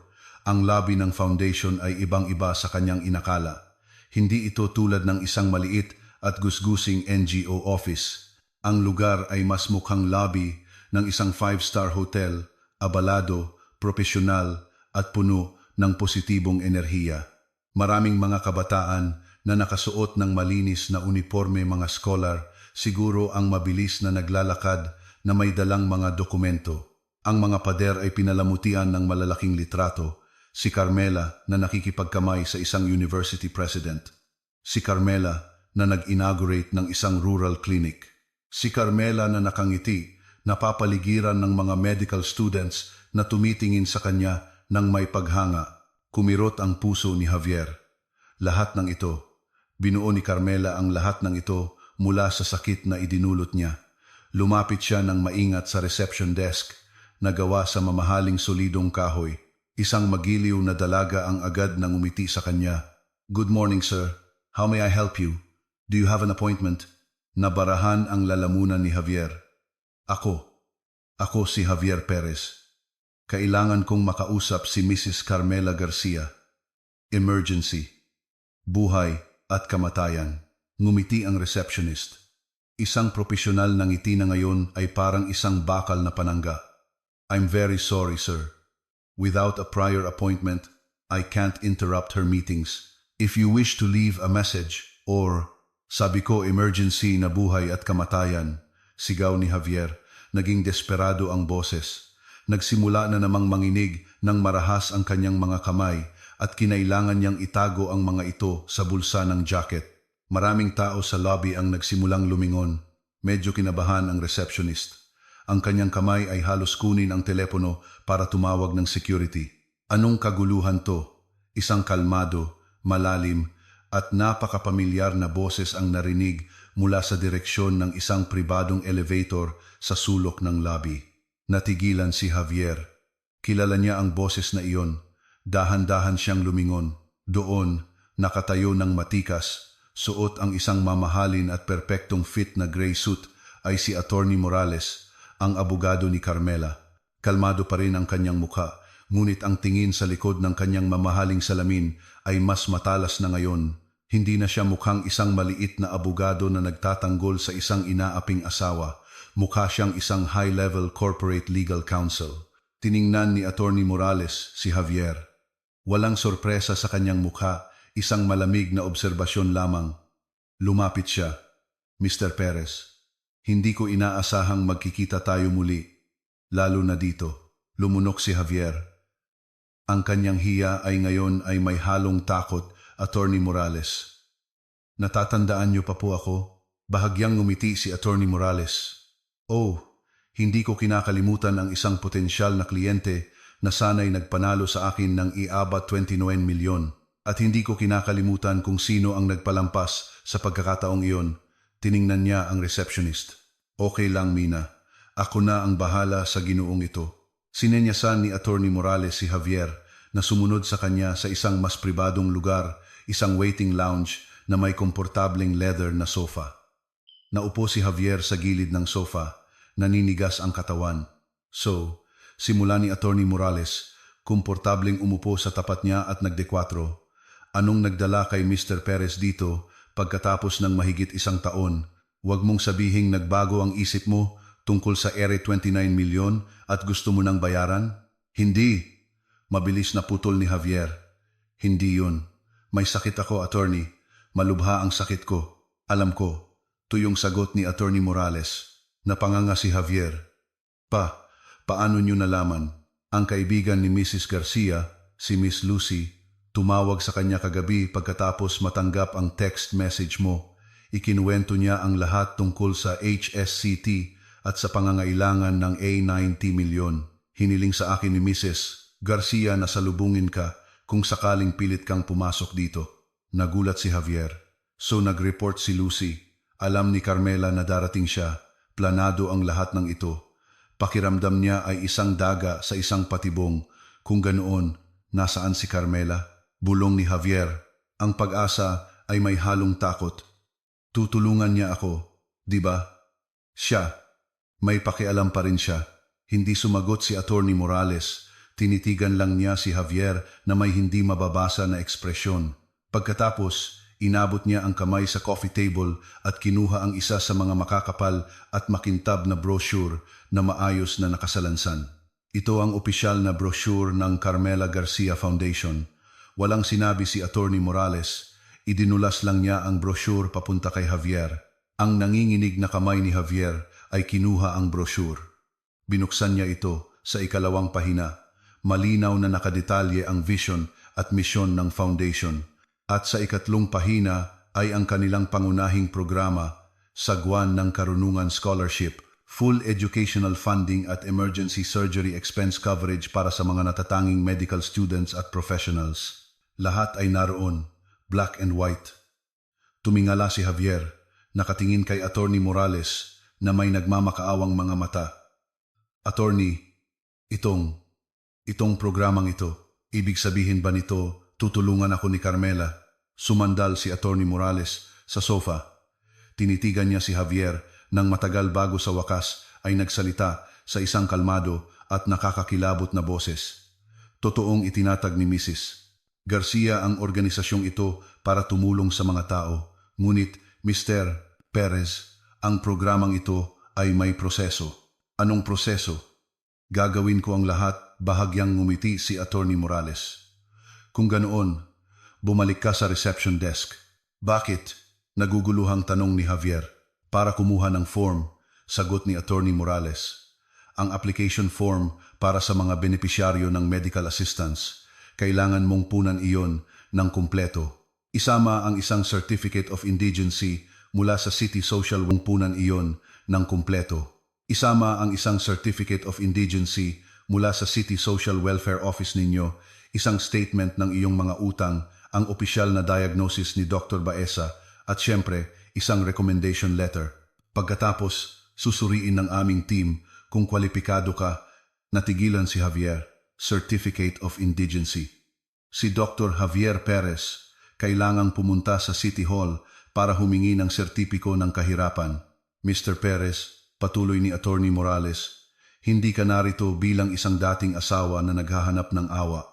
Narito ka, Mr. Perez, bilang isang aplikante, isang nagmamakaawa, tulad ng 12 iba pang aplikante. Ngayon, pumunta ka na at kunin ang form. Tulirong lumabas si Javier sa Grand Lobby ng Carmela Garcia Foundation. Ang kanyang katawan ay magaan at mabigat sa parehong oras na para bang tumakas na ang kanyang kaluluwa. Sa kanyang kamay ay may hawak siyang brochure at ilang piraso ng application form na mas mabigat pa kaysa sa hatol ni Dr. Baeza. Application form for Medical Assistance Beneficiary. Certificate of Indigency mula sa City Social Welfare Office. Ang mga salitang iyon ay sumasayaw sa harap ng kanyang nanlalabong mga mata. Oo, si Dr. Javier Perez na ang larawan ay lumabas sa Internal Health Magazine ng ospital ay kailangan na ngayong magmakaawa para sa isang sertipiko ng kahirapan sa isang opisina ng gobyerno. Ito ay isang antas ng kahihiyan na hindi niya inakala. Hindi man lang siya sinamahan ni Attorney Morales sa pinto. Hinayaan siyang umalis mag-isa. Dumaan sa mga mapanuring tingin ng mga batang empleyado na nakita siyang pumasok kasama ang abogado at ngayon ay nakikitang lumabas na maputla ang mukha. Pagdating niya sa kanyang penthouse na ngayon ay parang isang marangyang kulungan, agad siyang sinalubong ni Aling Pilar sa pinto. Anong nangyari, Javier? Nakita mo ba si Carmela? Sabi niya tutulungan ka niya. Siguradong mahal ka pa rin niya. Nak, hindi sumagot si Javier. Dumiretso siya sa dining table at inihagis ang application form sa marmol na mesa. Basahin mo. Bulong niya. Kinuha ni Aling Pilar ang mga papel. Nanlaki ang kanyang mga mata nang mabasa ang pamagat ng form. Ano to? Bakit kailangan mong mag-fill up ng form? Ex-wife mo siya. Pagkatapos, napunta ang kanyang mga mata sa listahan ng mga requirements. Isama ang Certificate of Indigency mula sa City Social Welfare Office. Tumining ang boses ni Aling Pilar. Baliw si Carmela. Gusto niya tayong ipahiya. Gusto niya tayong pagmakaawain. Nagawa na niya. Ma, sigaw ni Javier. Nabasag ang boses. Sinuntok niya ang pader sa tabi niya, ngunit napakahina ng suntok dahil sa panginginig. Nagawa niya akong gawing pulubi. Sa tingin mo ba may iba akong pagpipilian? Ha? Gusto mong mabulag ako? Gusto mong itulak ang wheelchair ko sa penthouse na to na ireremata ng bangko sa susunod na buwan? Natahimik si Aling Pilar. Maputla ang kanyang mukha. Tinamaan siya ng katotohanan ng walang awa. Kunin mo ang bag mo, ma, malamig na utos ni Javier. Pupunta tayo sa Social Welfare Office ngayon na. Pero, Javier, nakakahiya, unggol ni Aling Pilar. Anong mas nakakahiya? Pumunta sa Social Welfare Office o puntahan ka ng mga collection agent at palayasin ka sa penthouse na to sa harap ng lahat ng amiga mo sa social circle. Hindi makasagot si Aling Pilar. Nanginginig ang katawan, nagbihis siya. Sinadya niyang magsuot ng malaking sunglasses at face mask, umaasang walang makakakilala sa kanya. Ang bayahe papunta sa Social Welfare Office ang pinakanakakahiyang paglalakbay sa kanilang buhay. Hindi nila magamit ang kanilang Mercedes na pasuna ang rehistro. Kinailangan nilang mag-book ng Grab na nagbaba sa kanila sa harap mismo ng nagbabalat na pinto ng opisina. Pagpasok nila, lahat ng mata ay napunta sa kanila. Mga empleyadong abala sa pag-type, mga kapwa mamamayan na nakapila para sa tulong. Isang napakalaking contrast ang kanilang itsura. Si Aling Pilar na may nakatagong replika na bag at si Javier, ang binatang doktor na kilala ang mukha, ngayon ay nakaupo sa isang basag na orange na plastic na upuan. Uy, di ba yan si Dr. Perez sa penthouse? Bulong ng isang empleyado sa katabi. Oo, anong ginagawa niya rito? Sa social assistance window to. Yumuko lang si Javier. Kinuyom ang nanginginig na mga kamay sa kanyang tuhod. Nagpanggap si Aling Pilar na abala sa kanyang telepono. Kahit patay ang screen, nang turn na nila, mabibigat ang paang lumapit si Javier sa window. Good morning, sir. Anong maipaglilingkod ko? Ako, kukuha po ako ng Certificate of Indigency, sabi ni Javier, halos hindi marinig ang boses. Nagulat na tumingala ang empleyado. Excuse me, sir? Para kanino po? Para sa akin. Javier Perez. Tiningnan siya ng empleyado mula ulo hanggang paa. Kayo po si Dr. Perez, yung sa penthouse, di ba? Pasensya na, sir, pero parang hindi po kayo mukhang indigent. May sakit ako, sigaw ni Javier, tumaas ang boses. Malubha ang sakit ko. Kailangan ko ng 11 milyon na operasyon. Hindi na ako nagtatrabaho. Bangkarote na ako. Wala akong pera. Malinaw ba? Ibigay nyo na lang sa akin ang form. Natahimik ang buong opisina. Lahat ng mata ay nakatuon kay Javier. Gusto nang himatayin ni Aling Pilar doon mismo. Ang kahihiyang ito ay mas masahol pa sa kamatayan. Pagkatapos ng prosesong parang isang kawalang hanggan, puno ng mga mapanuring tingin at matatalim na bulungan, ang mahalagang piraso ng papel ay nasa kamay na ni Javier. Certificate of Indigency. Ang selyo ng opisina ay parang isang nagbabagang bakal na sumusunog sa kanyang palad. Nang gabing iyon, hindi nakatulog si Javier. Nakaupo siya sa kanyang desk sa ilalim ng isang madilim na lamp, pinupunan, pahina-pahina, ang application form ng Carmela Garcia Foundation. Pangalan ng aplikante, Javier Perez. Propesyon, surgeon, inactive. Dumating siya sa section ng Statement of Debts. Isinulat niya lahat, isa-isa, nilulunok ang kanyang pride sa bawat galaw ng ballpen. Penthouse mortgage, P60 million, car loan 10 million, credit card bank A 1 million, credit card bank B carry 1,000, personal loan bank C 500,000. Ang kabuuan ay mahigit 3B 72 million. Sa section ng assets owned, isinulat niya ang isang salita. Wala. Isinama niya ang Certificate of Indigency, mga kopya ng lahat ng kanyang collection letter at ang diagnosis ni Dr. Baeza, isang perpektong dossier ng kanyang pagkabangkarote at kabiguan. Kinaumagahan, bumalik siya sa gusali ng foundation. Ngayon, mas gusgusin pa ang kanyang itsura. Hindi siya nakapag-ahit, pula ang kanyang mga mata. Inabot niya ang makapal na dossier sa receptionist na si Mina, na tinanggap ito na may parehong profesional na ngiti. Yes sir, received. Our review team will process this. Please wait. Nag-antay si Javier sa lobby. 1 oras. 2. 3. Pinanood niya ang mga taong dumadaan. Nakita niya ang masayang mga medical students. Malamang ay pinopondohan ni Carmela. Akala niya ay paaalisin na siya nang lumabas si Attorney Morales mula sa elevator. Mr. Perez, haharapin ka na ni Mrs. Garcia ngayon. Tila huminto ang puso ni Javier. Oras na. Sumunod siya kay Attorney Morales na parang isang tupang papunta sa katayan. Sumakay sila sa pribadong elevator papunta sa penthouse floor, ang pinakamataas. Bumukas ang pinto ng elevator diretso sa isang napakaluwag na opisina. Ang mga pader ay salamin, nag-aalok ng 180-degree view ng syudad. Sa gitna ng kwarto, sa likod ng isang malaki at malinis na mahogany desk, nakaupo si Carmela. Napigil ni Javier ang kanyang hininga. Ang Carmelang nakikita niya ngayon ay hindi ang nasa mga litrato. Mas nakakatakot siya. Ang kanyang buhok ay nakaistilong bun. Nakasuot siya ng isang eleganteng emerald green na silk blouse. Ang kanyang mukha ay may banayad ngunit matatag na makeup. May binabasa siya sa kanyang computer screen. Hindi siya agad tumingala nang pumasok si Javier at si Attorney Morales. Mrs. Garcia, narito na si Mr. Perez. Mahinang sabi ni Attorney Morales.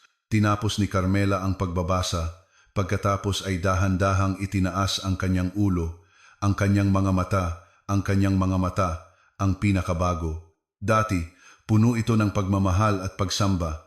Ngayon, malamig, kalmado, at matalas na parang isang agila. Walang pagmamahal o galit. Kalkulasyon lamang ni Javier, kundi Mr. Perez. Umupo si Javier sa isang matigas na upuan sa harap ng mesa ni Carmela. Pakiramdam niya ay isa siyang akusado. Tahimik na tumayo si Attorney Morales sa isang sulok ng kwarto. Nasuri na namin ang iyong aplikasyon. Simula ni Carmela, ang boses ay kalmado na parang nag-uusap lang tungkol sa panahon. Kinuha niya ang MRI scan na isinumite niya. Ang diagnosis ng HSCT ay tama at progresibo. Pangangailangan ng pondo na 11 milyon. Na-verify na namin sa ospital sa Singapore. Tama ang halaga. Lumipat si Carmela sa susunod na pahina. At ang iyong statement of debts, kabuuang 22 milyon. Napakagaling. Nagawa mong lustayin ang ganyang kalaking pera sa loob lang ng isang taon. Namula si Javier sa hiya. Carmela, hindi na nakatiis si Javier. Kailangan niyang magmakaawa. Carmela, nagkamali ako. Nabulag ako. Carmela, naging mayabang ako. Ako, bahagyang itinaas ni Carmela ang kanyang kamay. Ang palad ay nakaharap kay Javier. Isang maliit na kilos na may napakalaking kapangyarihan na nagpatahimik kay Javier. Mr. Perez, sabi niya, blanko pa rin ang boses. Hindi ako interesado sa iyong mga paumanhin. Iyan ay iyong personal na bagay at walang halaga sa business proposal na ito. Business? Napanganga si Javier. Siyempre, ang foundation na ito ay isang legal na entity. Ang AU 90 milyon ay isang napakalaking investment para iligtas ang isang buhay.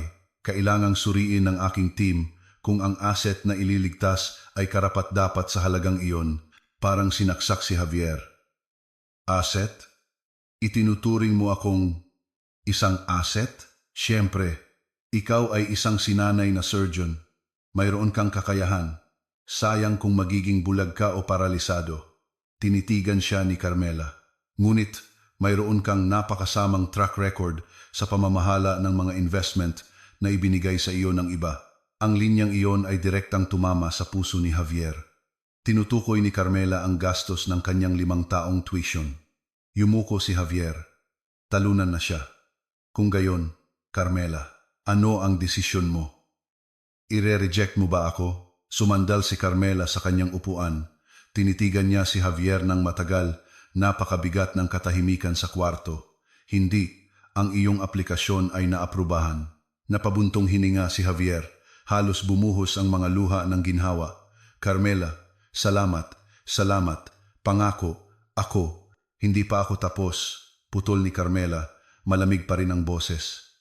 Sasagutin ng foundation ang buong UN 90 milyon para sa iyong operasyon sa Singapore. Diyos ko, salamat Carmela, salamat at patuloy ni Carmela na parabang hindi nagsalita si Javier. Sasagutin din ng foundation ang lahat ng iyong mga utang.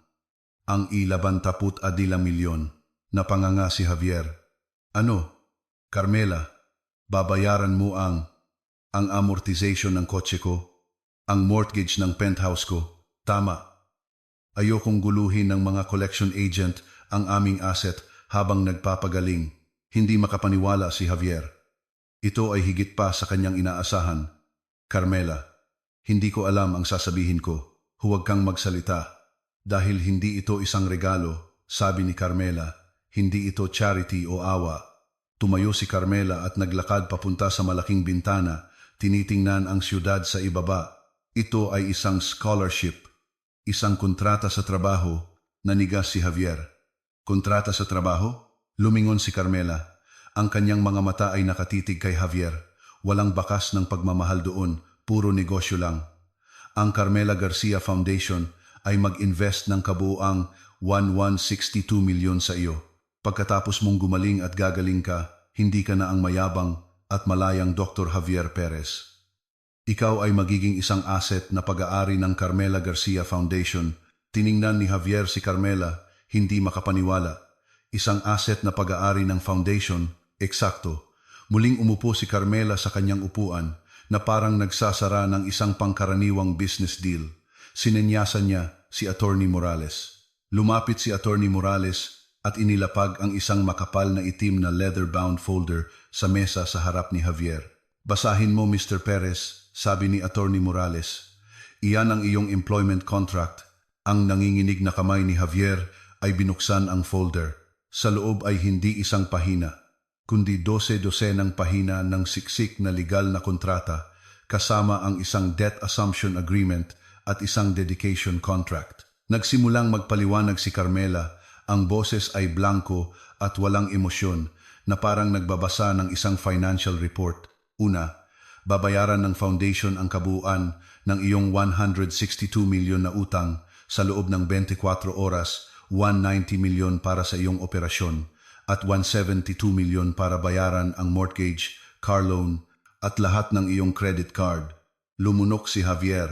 Pangalawa, lahat ng asset na may kaugnayan sa mga utang na iyon, ang penthouse at ang Mercedes-Benz ay kukumpiskahin ng foundation bilang collateral. Ang team ni Attorney Morales ang mag-aasikaso ng eviction bukas ng umaga. Ikaw at ang iyong ina ay mayroon hanggang ngayong gabi para mag-impake na panganga si Javier. Eviction, pero saan ako titira? Pangatlo, bibigyan ka ng foundation ng basic na tirahan sa loob ng panahon ng kontrata, isang kwarto sa staff house ng aming rural clinic. Pang-apat, ang kontratang ito ay may bisa. Kailangan mong ilaan ang iyong karera bilang doktor sa ilalim ng pamamahala ng Carmela Garcia Foundation.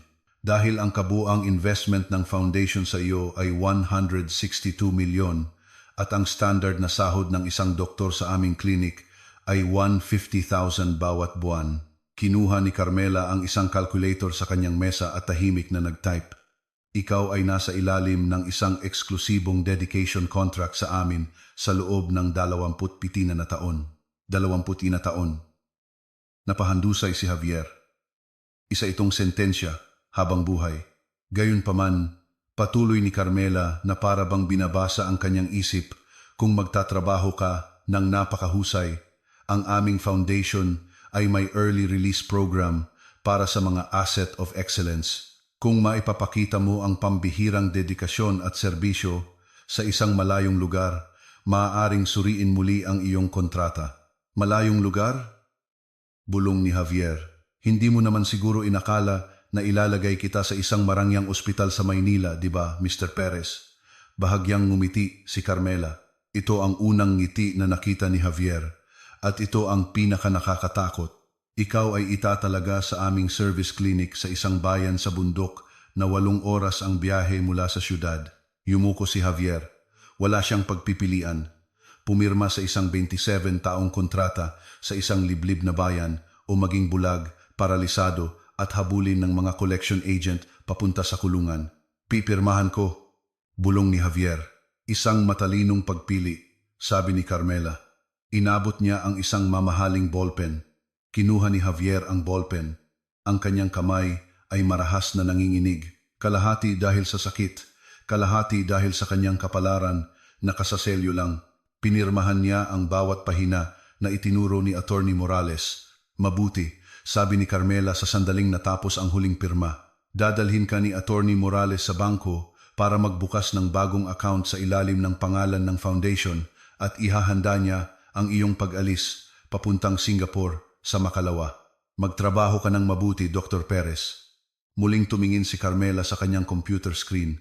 Tuluyang binaliwala si Javier na para bang tapos na ang meeting at wala na si Javier sa kwarto. 2 araw ang lumipas. Dumating ang team ni Attorney Morales sa penthouse, si Aling Pilar, na inakalang magbabago ang isip ni Carmela at hahayaan silang manatili, ay humagulgol.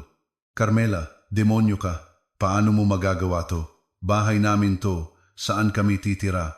Ipinakita lang ni Attorney Morales ang isang valid na writ of possession. Pasensya na po, ma'am.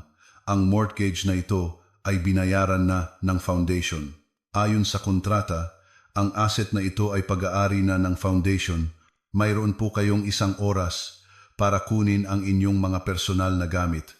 Ang mayabang na si Aling Pilar ay napilitang ilagay ang kanyang mga damit sa isang maleta habang pinakikinggan ang tsismis ng mga kapitbahay.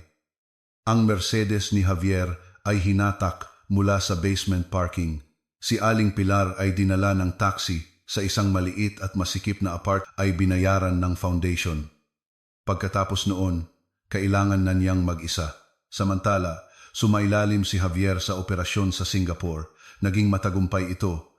Nagawa ng stem cell technology na i-reset ang kanyang immune system. Ang kanyang paggaling ay mahaba at malungkot.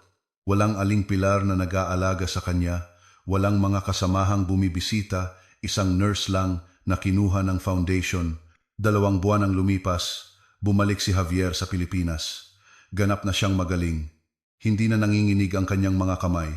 Malinaw na ulit ang kanyang paningin, ngunit hindi na siya isang malayang tao. Sinundo siya sa airport ng isang empleyado ng foundation. Binigyan siya ng isang simpleng uniformeng polo shirt na may logo ng Carmela Garcia Foundation at agad na dinala sa terminal ng bus. 8 oras na biyahe sa isang mainit na ordinaryong bus. Pagkatapos ay 2 oras na biyahe sa isang tricycle sa isang baku-bakong daan.